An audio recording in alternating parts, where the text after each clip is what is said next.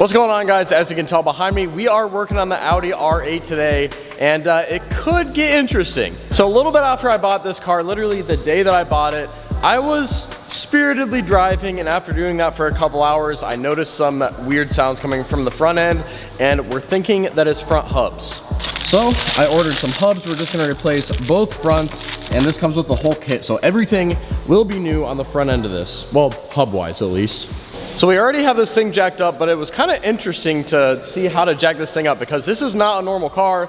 Let me show you guys what I mean. Underneath here, there is no actual spot on the pinch welds to jack up from. So there's like a little outline right here. And then up front, all that there is this little frame, like kind of extension. And if you didn't know that was there, you wouldn't really know you can put a jack stand there. Luckily, there's people at Pure Royalty that did know how to do that, so they helped me jack up the car. So what I'm gonna do now is pull off this wheel and start kind of blasting stuff off. Well, I need a battery before I can, so time to see if these are tightened to mock Jesus or not. Oh my God, they're not. It's a miracle. These wheels are very expensive. I'm very scared. Oh God, all right, here we go. Oh, that was smooth. Damn, these wheels are light.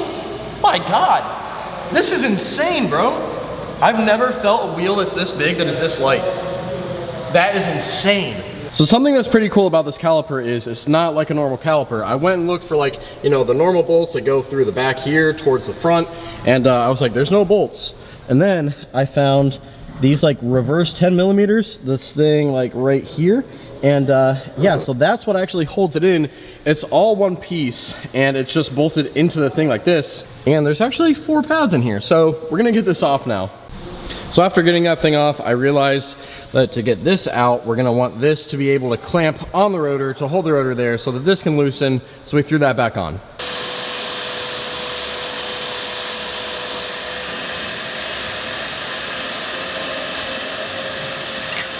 This might just come loose. We'll see. Hopefully. No, okay. Nice. This is what you do. Wow. Oh, wow. That's actually kind of insane. Yeah, that's what you need so you don't strip these out. Yeah. Because people like to strip these out. Yep, it's and annoying. Then we want that in there, so. Cool. So you just hammer it and then it like... yeah, so like a manual impact. So basically. yeah, it goes, yeah, but what it's doing is it's pushing in and turning at the same time, which is what you want on these because they'll just...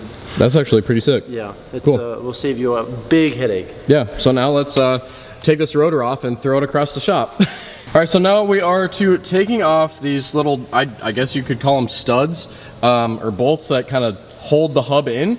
So they're back here, and I did have Strongman over here get those loose for me because I did not want to strip them.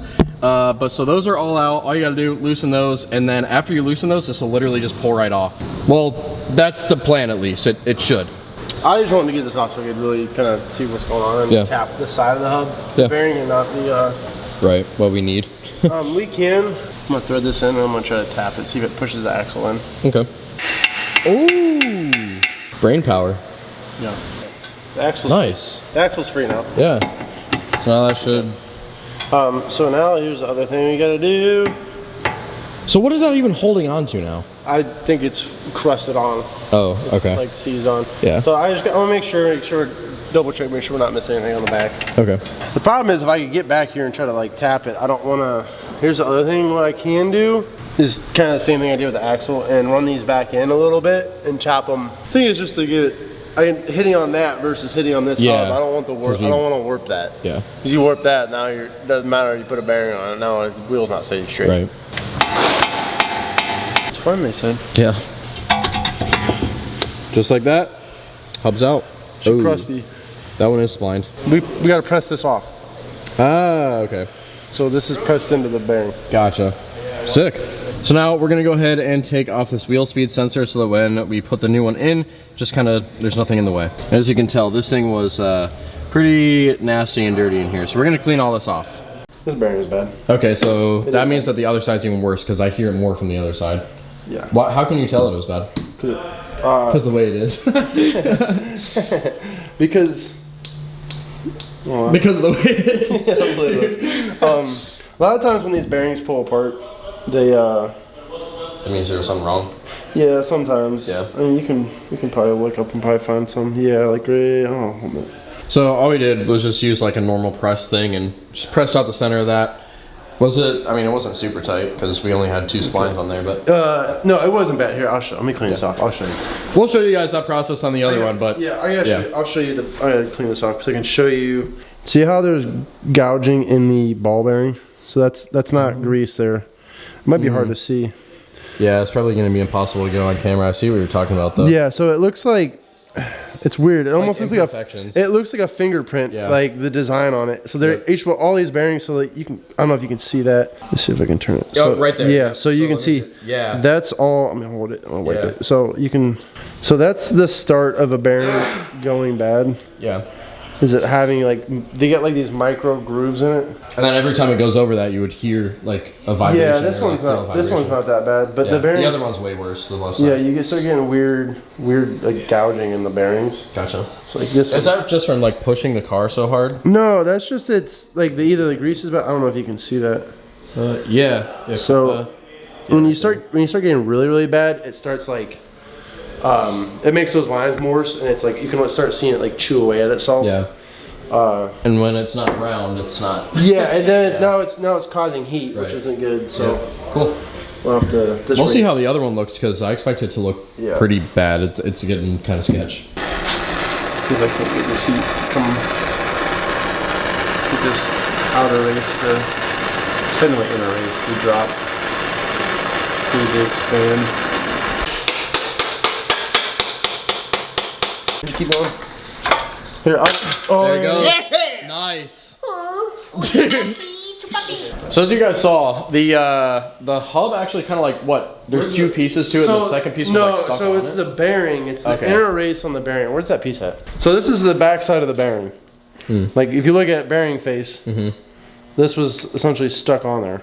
Which what's interesting is I want to show this. So we got it off. As you can tell by that little cut mark in there, I think that somebody else has had to cut that off before. Yeah, I mean that's like worst case scenario. Which is crazy. I mean, like, at 40,000 miles, 2 bearings. I don't know. We'll find out. Maybe it's just a notch, like a machine notch. I mean, I don't know why you would do that because it's a smooth collar, so I don't know why you would have to do that. But yeah, we got it off without damaging anything. This is pretty hard to damage. You'd have to be So we just got that new hub pressed in, or new bearing pressed in. So now we just fit it up. Yep. So you just press it in until it stops, basically. Yeah, you can see it hit the face, and then once you're good, you can obviously check. You can, when you get a feel for those, you can hear it. You can hear it stop. You just gotta be really careful because it can put a serious amount of pressure on the bearing. Yeah. Yeah. So we're good. God dang. Got ghosts in here. All right, so we've got pretty much everything already. Just saying, just in case, when you take this dust shield off to take this off, make sure that you put the dust shield on before you put the hub back in, because you can't get the dust shield over the hub. So food for thought there. All right, so we pretty much have everything bolted back up. I might as well go over some torque specs for you guys. The center bolt is gonna be 200 Newton meters plus 180 degrees after you get it on the ground.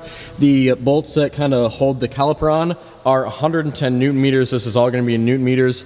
And then those 4 bolts that hold in the hub assembly are 80 Newton meters. So now let's get the wheel back on. So now this side is completely done. The wheel is torqued all the way down. We added another 180 degrees to that center bolt. Now let's do it all again on the other side, which is the worst hub. So that'll be interesting.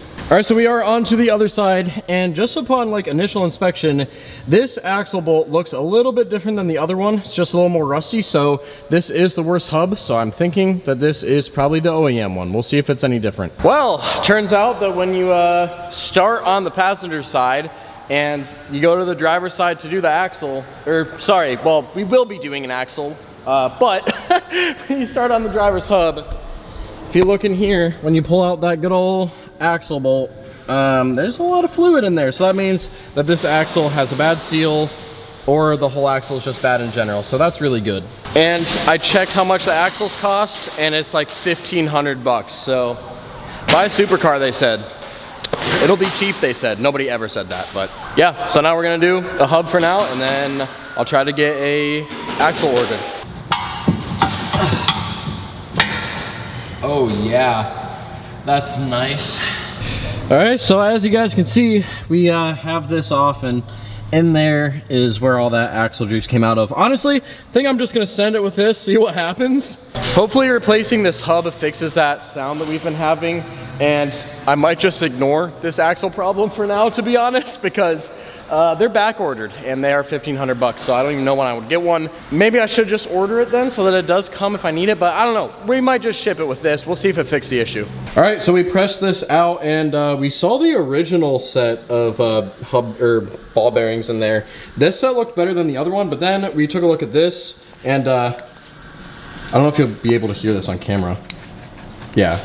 No, there's just a lot of play. Yeah, I can literally move this like up and down with my fingers. So that is definitely, it's not supposed to do that. No. So that is definitely a major issue. So hopefully the axle holds on for like 20,000 miles. We'll see. I mean, it didn't lose a lot, but there's not a lot in there. So, we can just stuff it back in. I mean, to make the car move, we'll have to put it back on anyways to make the car mobile, because it's stuck right now. Yep, cool. So we'll at least put it on, and then we'll go around the lot, make sure, I mean... If it drives normal, I think I send it. Yeah, you'd be okay. You just really gotta listen for any like clicking or anything, do anything weird. Okay. It's just gonna wear out quick, so you got, like, you draw a time limit with that. Really? Okay. It's got no fluid in it. It's like driving a diff with no fluid in it. Sick. All right, well, one thing at a time. Hubs are cheap, axle's not. We'll start with this. All right, so we got this one off same way as before. Just used the press, pried up on both sides after heating it, and it popped off. So this one does not have that like slit on it. So that means that the other one was definitely replaced at some time. The thing is, you can heat this collar and then pry up pretty good. I don't know why people would cut it. Cutting them off. Yeah, it's probably just quicker. Yeah, they probably just probably that's what it is. All right. So yeah, so when you do press the new one in, grab this little dust cover out of your kit, put it on first, and then get the new axle. So this is the process of pressing it on. We didn't show it on the first one, but it's pretty simple. I mean, you just align everything, make sure you have everything flipped the correct way, and that's a major part. And then just press it in. And if you don't have a press like this, you can just use like a C-clamp thing, but this is just easier. So you can see it pressing down. You want to make sure it's linear. Yep, right there. So it popped one last time and then didn't pop anymore. And then you just give that last little crank to just make sure, pretty much. Yeah, I use this enough. I can tell the pressure. Okay. Like it's smooth, and then it just like you can almost feel it in the handle. Gotcha. Without putting excessive pressure on it. Cool. Yep, and then you should just see a nice smooth, right up against her. It's even. It's not crooked. Cool. So. All right, so we got Joe here, the Audi specialist / Audi fanboy. So he had a good statement before of pretty much how we saw that fluid in there, but these shocks have been replaced and they were leaking at one point. So he had a good point that that fluid is not typically what you see inside of an axle. So you did a better job of explaining it than I could, but. Well, if you look in here for this strut, this is full of hydraulic fluid. It's like one of the worst systems, but back in the day, this was like state of the art. Well, these fail commonly. They replaced all of them before Hunter got the car. Yep. But when they fail, the fluid leaks out of them, and it's going to drip down to the lowest point, which is there. Yep. Which you can see is literally right above this axle. Yeah. So when the car's sitting on the ground, some of that fluid could have dripped on this and dripped down into the joint, which is just a rubber boot. Yeah. So that fluid could leak past and get in there. Right. Because inside the axle is usually grease, is what your point was too. Inside the CV joint there should be grease, but that should be greased either lifetime grease, or at that point you're replacing the whole axle. Yeah. So what I was saying is I wouldn't take it apart, I wouldn't do anything, because I think you're going to introduce dirt, water. You know, you might have more issues taking that apart than just leaving it how it is. Right. But as far as grease for what you're doing, those are already in the bearing and the hub, so that's pre-greased and sealed, so you don't have to do anything. Cool. So we might have saved $1,500. Also, side note, I almost forgot, but then I remembered as I was putting this dust shield on. Behind here, I think that this was OEM, and this is OEM. On the other side, it looked a lot cleaner than this piece that we've been seeing the whole time and this piece. So I'm gonna go back in the video, but I think that these are OEM on this side and the other side must have been replaced. Put in the comments what you guys think, but I'm gonna keep putting this back together now. All right, this side is back on, and I did kind of further inspect that hub a little bit more, but let me show you that, and then we're gonna go on a test drive, make sure that we don't have any weird hub noises anymore. So this is that driver's side hub, and as you can tell by the color of this grease, hopefully you guys can tell, I wiped a bunch of it off to just kind of clean it up, but yeah, especially from this angle here in the light, you can tell that this grease is green, and since this hub was bad, it was heating up, and I think that it liquefied some of this green grease, and that's what we saw in the actual like axle bolt area. So I think we're good on the axle.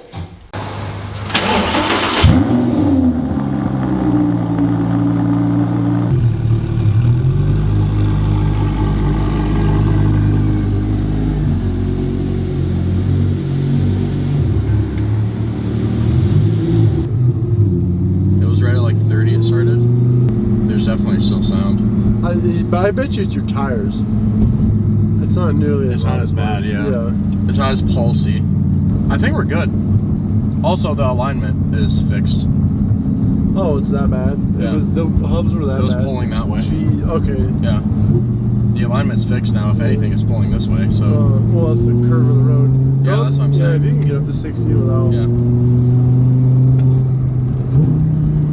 I think we're good, bro. Yeah, I think so too.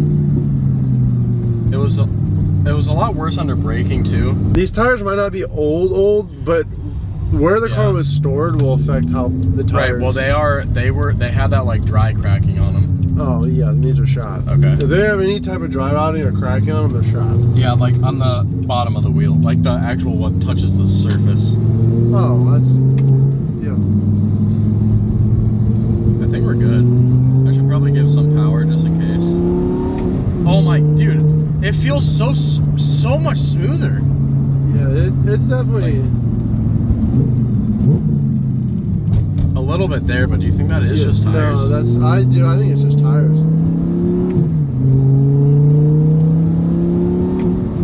Dude, I am like, okay, it might be a little placebo effect, but I swear that it feels like there's less like strain on the drivetrain right now. I do feel a little bit too. Do you know what I'm saying? I did notice a little bit on it. Chill out. I feel like I see what you're saying. I mean, it's probably a little bit of that.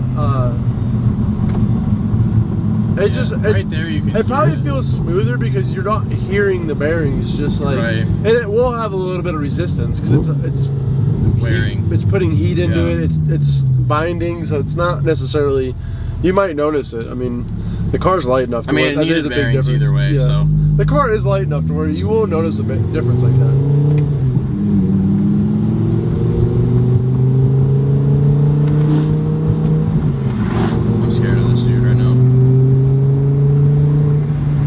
Right there, I didn't hear it at all. Yeah. It would get louder when you would ramp in like that. Yeah. It would get loud when you like add power. Dude, it feels so much smoother. Yeah, and braking from 60, like a little bit of braking. Yeah. When you would add a little bit of braking force up at 60, it would like chop a little bit. I think we're good. Yeah. I think it's fixed. All right, hub bearings, done. All right, so I think that we fixed the hub issue, but upon further inspection, we might be getting tires pretty soon, and I'll show you guys why. So it's gonna be kind of hard to get on camera, but you guys see these little tiny cracks in here? That's not good. And then on the back side of this, it's gonna be, again, hard to get on camera, but some of these treads are kind of like wavy, like up and down, and that is that remaining sound that we have. Which means that either the previous owner or one of the owners that had these tires on it drove quite a bit in the cold, so it cupped them and also made them kind of like dry rot, crack, and stuff like that. So I think we're gonna be getting tires on this, which kind of sucks because I think like all of my cars need tires this year. But if you guys want to see more that happens on the R8 V10 supercar, gotta throw that in there. Definitely drop a like, subscribe, and I'll see you guys in the next one.